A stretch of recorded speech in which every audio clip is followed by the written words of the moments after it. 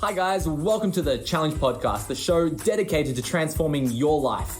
I'm Coach Steve. And I'm Coach Helen, and we're excited to bring you the best information on exercise, nutrition, mindset and health.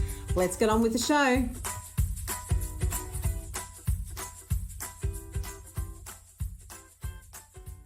What's up guys, Coach Steve here and welcome back to another episode of the Challenge Podcast. In today's episode, I'm joined with Maxine's third place finalist, Colleen Sommerville. Colleen, welcome to the Challenge Podcast.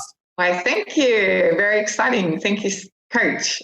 I'm so excited to spend some time chatting with you about your experiences with the challenge. But look, Colleen, just a few weeks ago, you found out that not only were you in the top 10, but you came in the top 3 for the May Maxine Challenge. How has the past couple of weeks been for you? Surreal, actually. I did not for 1 second even think that I would hit top 10, let alone top 3. So when I got the phone calls, I almost fell off my chair, to be honest. Coach Helen called me while I was at work and I'm like, hello. So I was just so grateful because it's been such a journey for me to I do it for myself, but it's the icing on the cake to get a phone call to say that you've been recognized for your hard work. And it was just wonderful. I'm just so elated and excited. Yeah, it's unreal. Amazing feeling. Beautiful. Well, look, you should be so proud of the achievement that you've made. You know, your transformation is absolutely amazing. And I'm sure we'll touch on it throughout this podcast here.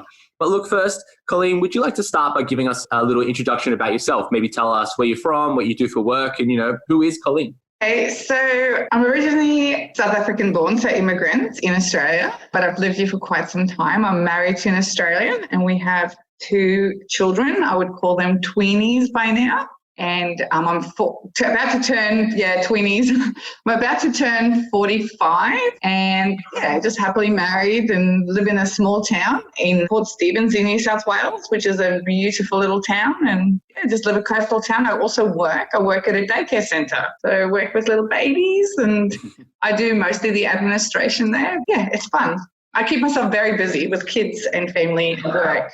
I was going to say that. It sounds like you have a very busy lifestyle, lots of things going on. Yeah, they keep me busy. Colleen, let's talk about why. So my first question is, talking about the May Challenge here, why did you choose to start the May Challenge this year? I chose to do the May Challenge because I basically just love the Maxines. I've done it a few times and I just love the structure and I love the coaching and I love the plans and the food, and I also love the groups, the support, like the community aspect of it. I find for me, when I have gone on fitness journeys by myself, an island to myself, have really gotten nowhere.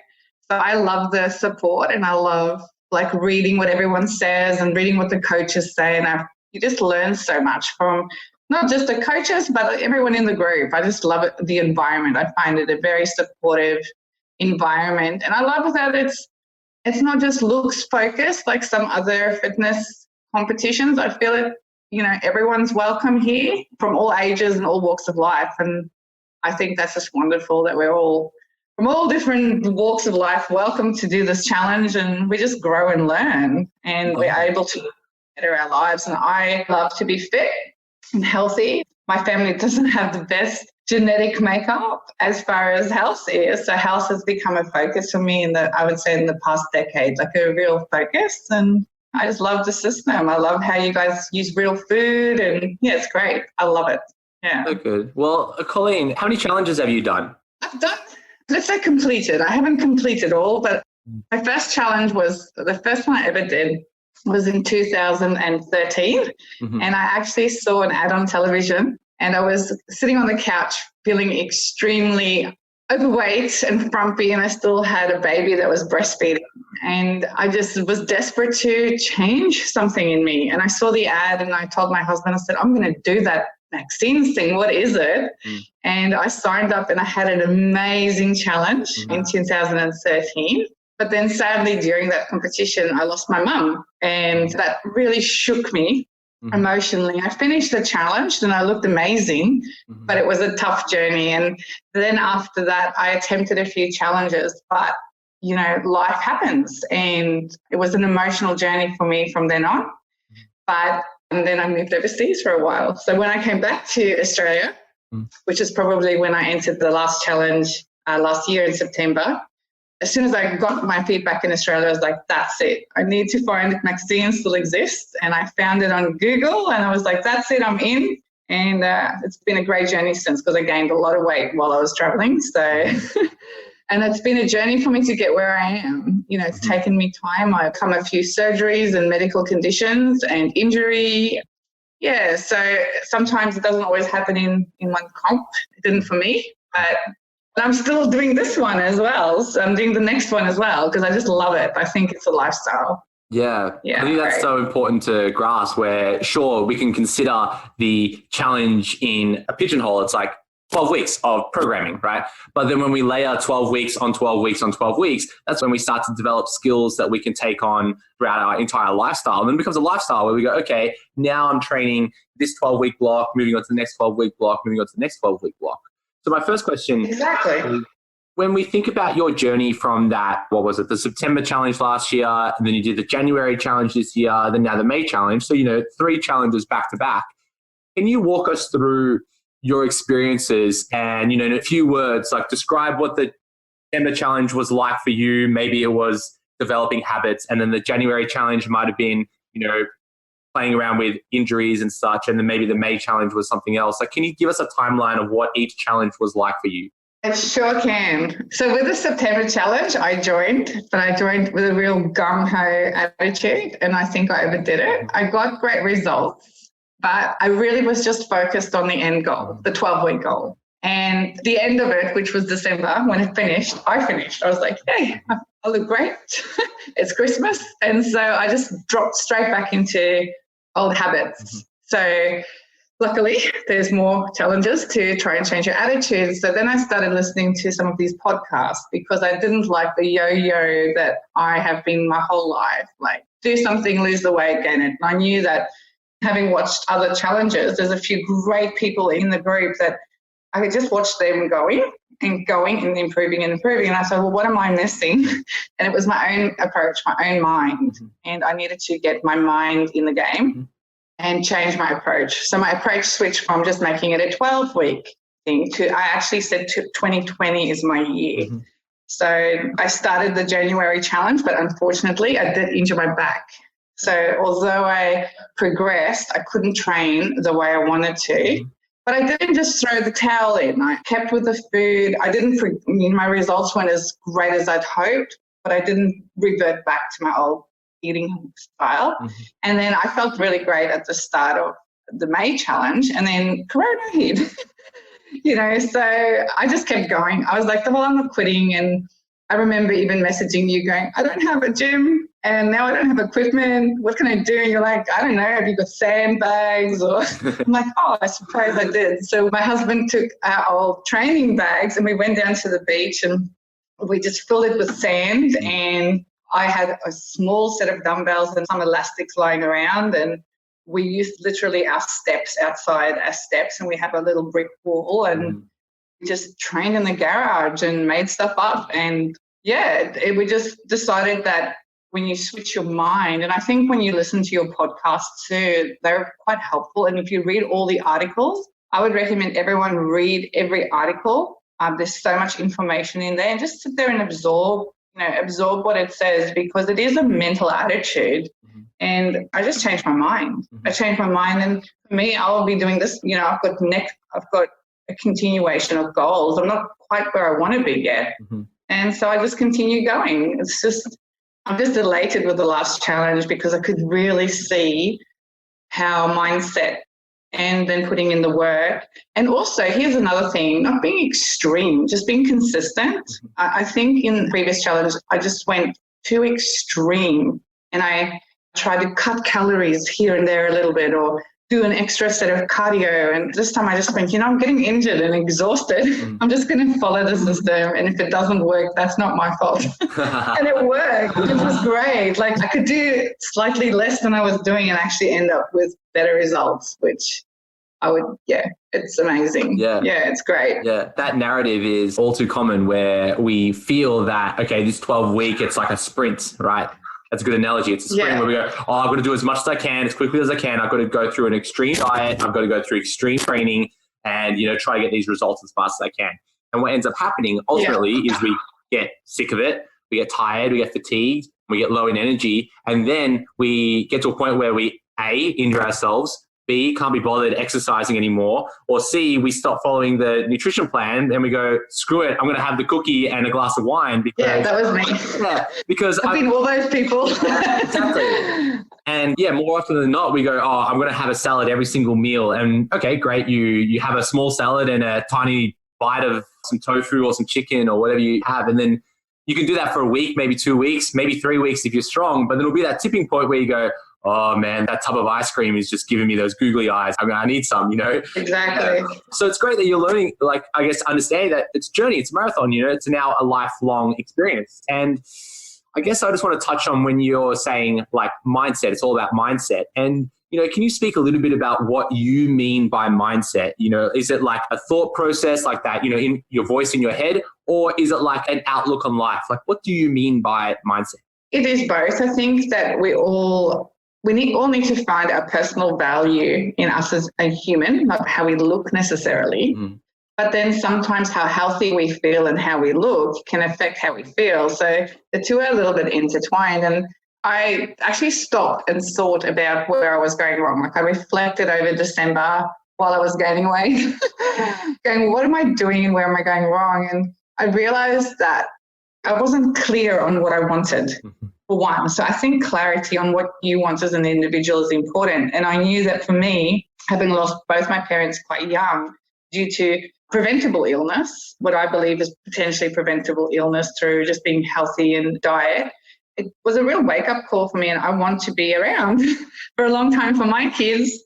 And also wanted to look good and feel good in my clothes and how I present myself to the world and how I see myself. So I changed my mind in how I approached things. I literally listened to books like Atomic Habit, and I just started I listened to podcasts and audiobooks consistently to improve myself, Mm-hmm. I have my faith that I rely on for my identity, and I also just believe that you have to get your mind in the game. So when you look at the 12 weeks, what do you want? Do you just want to win and have starved yourself in doing so, or do you want long-term results? And for me, I switched my mindset, which ended up getting me to the winning goal anyway. 3 is, I can't believe that. Mm-hmm. The focus shifted on, okay, I just want to get healthy and fit and follow the system and just listen to what you guys are saying rather than constantly readjusting, because there's so many other sources of information coming at you from the media and other diet sources. Do this, do that, eat this, fast then.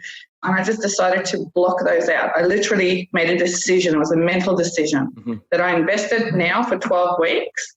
Here I am. I'm going to do this. If after 12 weeks it didn't work, well, then I can criticize or adjust. Mm-hmm. And I just don't believe that if anyone actually did the 12 weeks and did what you guys said, that they would have any space to criticize or not be happy, because it's real food and it's real exercise. At the end of the day, there's no magic pill.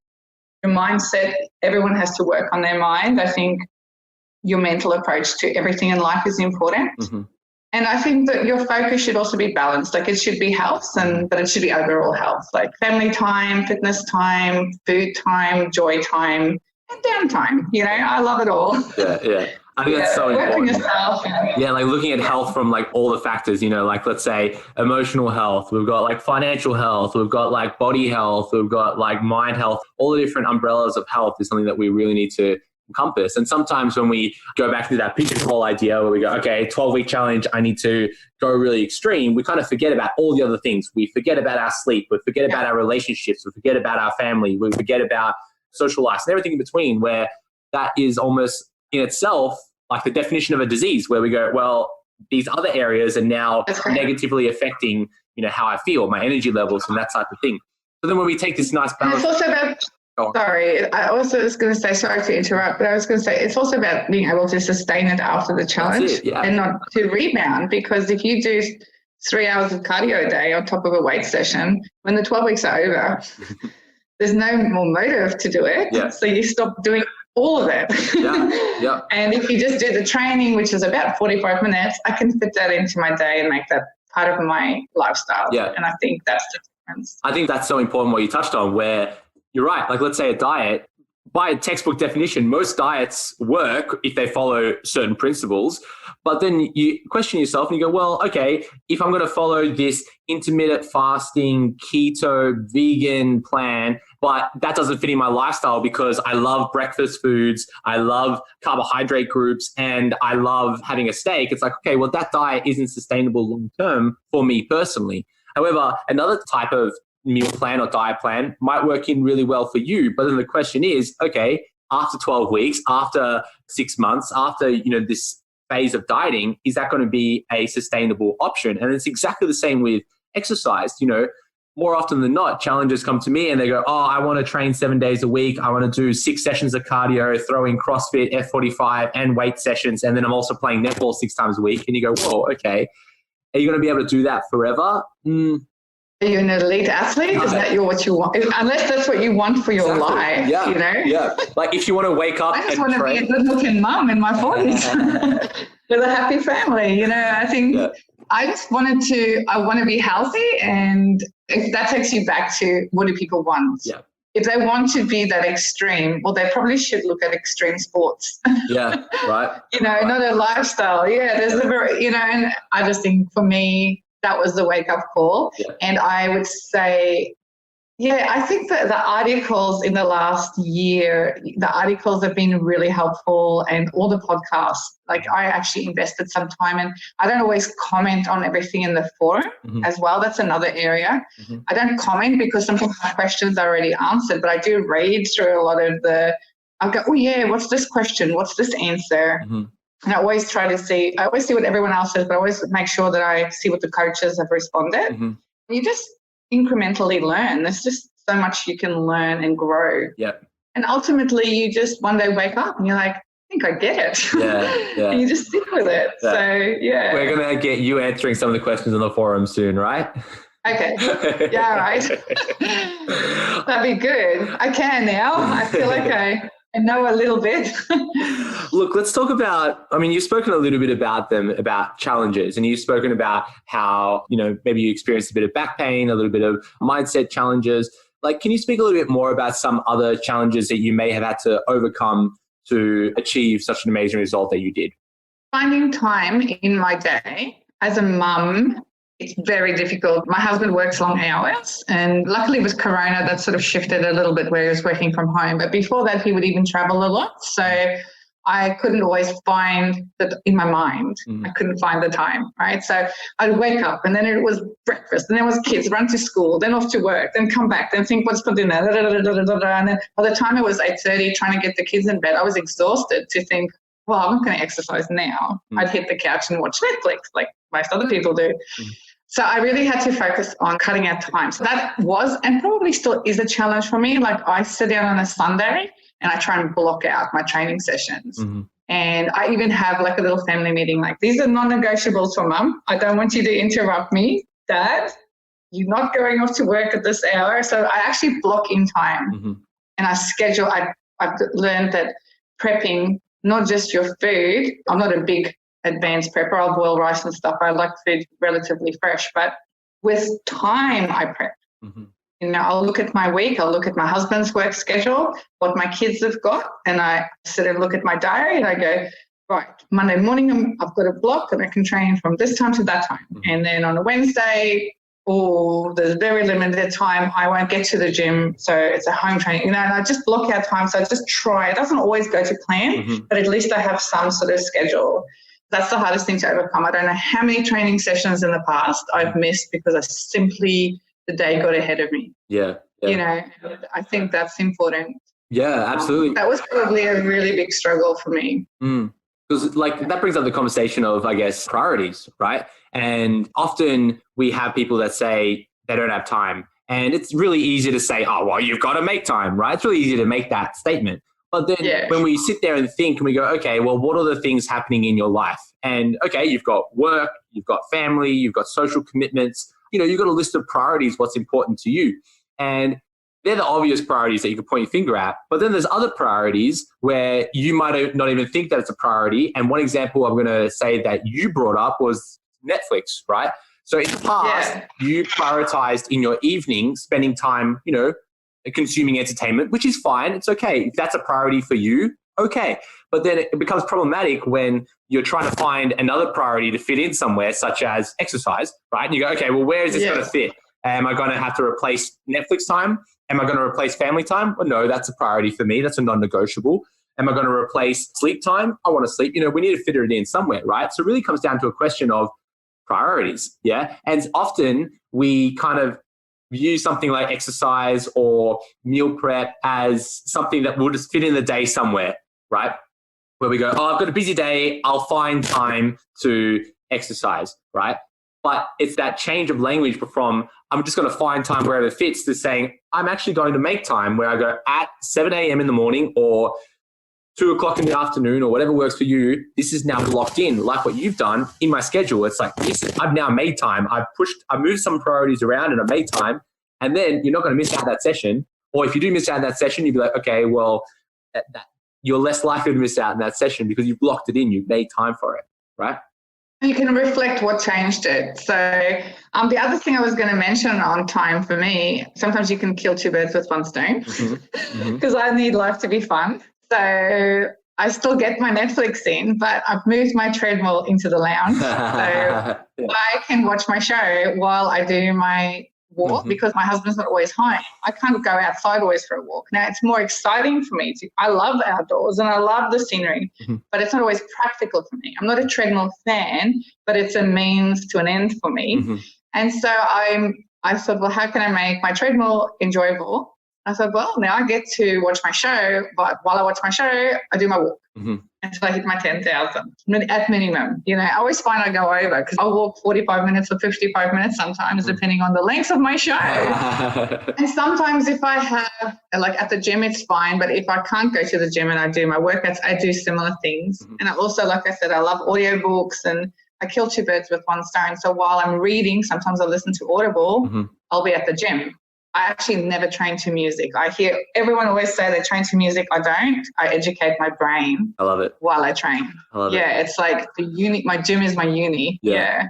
Do you want to tell us just briefly what kind of podcasts are you listening to and what type of audiobooks you're listening to at the moment, like right now? Like I said, one of the ones I love at the moment which is relevant to here, is like Atomic Habits. Which is it's actually Atomic Habits. And the other one I've just started listening to is the 5 a.m. Club because that's my goal, is to become a morning person. Next goal, please do. God help me. I mean, I also listen to a lot about my faith. Like I'm a Christian. I listen to a lot of preachers and sermons and that sort of thing, which is very motivational and it's spiritual growth. So I'm feeling that spiritual component, it helps me put life in perspective of what's important and what's not. So everyone needs a grounding. And then, so I just listen to a variety. I listen to actually a lot of nutritional information, and I also listen to your podcast, the actual Maxine's podcast, quite often while I'm at the gym. At least every time I see a new one come up, I'll have a listen. So hear what people have some cool lives. I've had everyone from policemen to people on the mines to, I was like, wow, what am I doing? I need to get out of a daycare center. But the babies are cute. But that's what I do. Every now and then I'll listen to music. Actually, when I go out in nature, I don't listen to any music. I just like to just be and just hear the sounds around me. And I love it. Everyone has got to find what works for them and stop comparing as well. Like I felt pressure, maybe I should listen to music because, I've read articles on it, like it hypes you up, and then I miss out on what I love. So I just decided, you know what, I love this. I think everyone should just find what they love doing and making it part of them. Once you start owning things as your own, people might not always agree exactly how you do it, but if you can make it your own, it's sustainable for life. And it's good. Yeah, I love that so much. It's so, I was going to say with like listening to things while you train, if I think of my own like fitness journey, I was very much like listen to music and then I transitioned into like podcasts and audiobooks while I was training. But then now I've actually transitioned to listening to next to nothing. So I guess like now I get into like such a zone when I'm exercising where like I don't hear anything around me. So I'll be in the gym, like no idea what music's playing.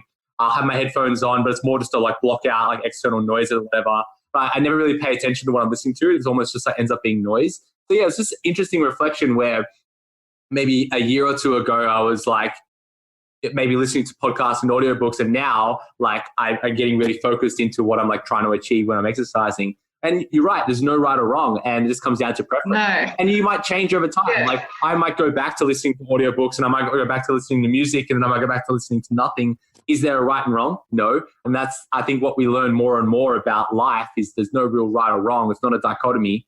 It's flexible, it's dynamic, it's fluid, it moves, right? I think you become more creative when you start realizing that your opinions and the way you do things has value as well. Like it's also value adding. Mm-hmm.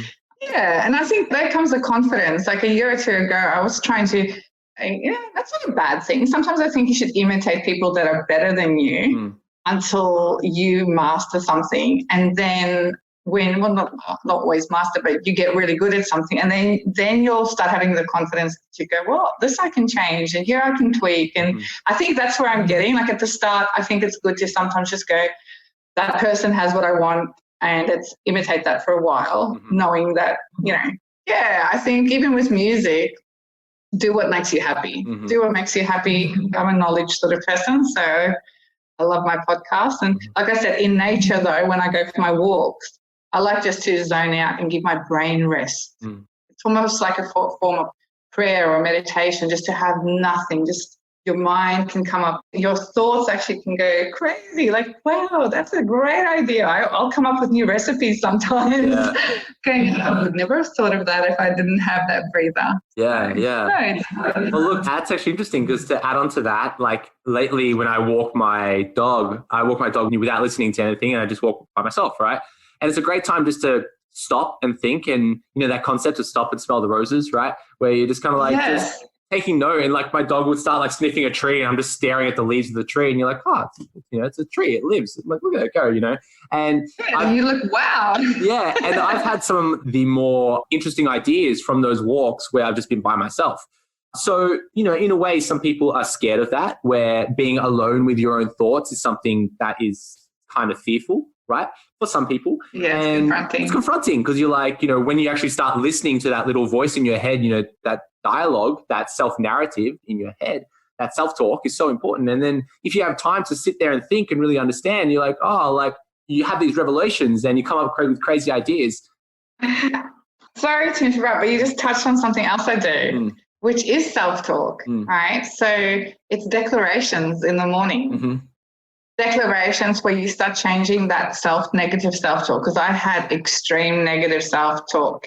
And so what I say to myself now is like, you are worthy, you can do this, you're accepted, today is going to be your best day yet. I look in the mirror in the morning while I brush my teeth, I have printouts on my mirror. Yeah. And I say things to strengthen me, like to strengthen me as a person. Like I say things like, I'm a kind person, I'm a good person, I'm a generous person. Today I'm going to show someone generosity. And I just say things like that. So when you do eventually go out and you have that mind space where you are alone, your thought processes automatically, I think there's like neurological reasons for this, but your thought processes, neuroplasticity, I think, you can change negative thinking into positive thinking, which in the fitness realm, that's actually important as well, because you can train your body, but I think it would be great if you trained your mind whilst training your body, making this a habit. And maybe even before your training session, what I sometimes do if I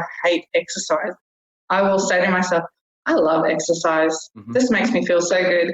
And I'm not feeling like I'm going, but I will read out a sentence, my little declarations. I love training. This is great. I look forward to this. And my brain will say to me, you liar. What are you saying to yourself? But I tell you, do it over and over and over again. Your brain starts believing in you. So it's so good. You almost sell it to yourself and you change that default. It's like an ad to yourself. So everyone starts selling yourself the things you want because you can do it. Yeah. Change your mind. I'll give you a little life hack. If you go before your training session and you tell yourself you are strong, I guarantee you'll get a PB. So if you go into your session, you're like, I am strong, I'm a warrior, I am fit, I'm, everything. And you just hype yourself up. You're like, yes. And, that deadlift, you'll punish it. That squat, you'll punish it. We should do a declaration page for everyone to put on their mirrors. Yeah. This is your morning declaration. It's like declarations, sometimes called affirmations, used. Affirmation. Yeah. Maybe it's my South African accent. It's fine. But yeah, it's a great spot to have it on your mirror because you see it, or somewhere where you see it every day. So if you have like a diary for work or a journal or a computer screen, like my computer screen is a picture of Arnold in like the 1980s, and it's just Conquer. Yeah. It's in my gym. I'll send you a photo. That's my wallpaper on my computer. So every time I open up my computer, and me being a classic millennial, I'm on my computer a lot. I just constantly see Conquer, Conquer, Conquer, and what that keeps putting in my head. It's like everything I do, I'm like, oh, I'm not just doing it, I'm conquering it, right? So I think that's so important for everything you do, right? But look, Colleen, we've spoken about lots of different things, and I just want to finish up with advice. So, if someone came up to you and they saw the transformation that you made and they want to get fit and healthy, or they're about to start the Maxine challenge, what advice would you give somebody? Well, I pretty much invite everyone to do the Maxine. So you've probably got half my church in the group already. There's a lot of us in there, and there's a few doing this challenge. I even have my boss doing this challenge, which is great. That's awesome. But advice to someone who's already started, so obviously someone that's going to press play on this podcast, is you're here to try this challenge. Like, you may think you're an expert, you may be an expert, you may have a degree, I don't know, but just follow the system. Eat the food and do the training. Don't go extreme. I say be consistent. Just make your habits of every day be consistent and eat the food. And here's another one. If you fall off the wagon, which I am notorious for in my previous challenges, the last one I was better at it, but I have fallen off the wagon a lot. Don't throw in the towel. There's been times where I went to a wedding and it was the one day wedding turned into a weekend. And that was actually a September challenge. I went to 2 weddings. One was a week in Africa. And I tell you right now, I was having the time of my life. The max competition was in the back of my mind, but I still got incredible results just because I came back and I didn't quit. So don't quit. If you make a mistake or you eat the wrong meal or you skipped a couple of training sessions, just start with the next meal. Just go, you know what, this meal is going to be a good meal, or I'm going back to the gym today. Just start again. Don't throw in the towel, because otherwise you're just putting it off for another 12 weeks and that never comes. Tomorrow never comes. Today is the moment. And consistency. So my 2 tips, pick back up. If you made a mistake, we all do. We're all humans. And I know there's super people out there, which I admire. I'm not one of them. I fall off the wagon. I have a sweet tooth if they bring cake into my office. I'm not always as strong as some of the other wonderful challenges, but I just dust myself off and go again. And consistency, make it a habit. Like, do something every day. I have something, if I can't train, my minimum standard is I must do 10,000 steps. If I can't train, if I can't get to the gym, sometimes I will do, if I want to watch my Netflix show then, I have to do air squats. I have to do 10 squats, 10 push-ups and 10 sit-ups, and then I can press play. And that's something. It's better than nothing. It still creates that habit, that neuro pathway. So that would be my advice, is don't quit and keep going. Love it. Love it. Quality advice. Colleen, I just want to take a moment to thank you so much for being part of the Challenge podcast. And I'm sure that you will continue to be a role model and inspiration to so many people within your circles, such as your church group and your social circles, as well as our online communities. And for that, Colleen, I thank you so much for being part of what we do. Thank you for having me. Thank you so much, Steve. And thank you to everyone in the whole everyone in the back scenes. They must be putting in a lot of work, and it's a great competition. And yeah, I'm just so grateful it exists. Don't ever let it go away. It's become part of my life. So yeah. I'm here for a long time. Beautiful. So good.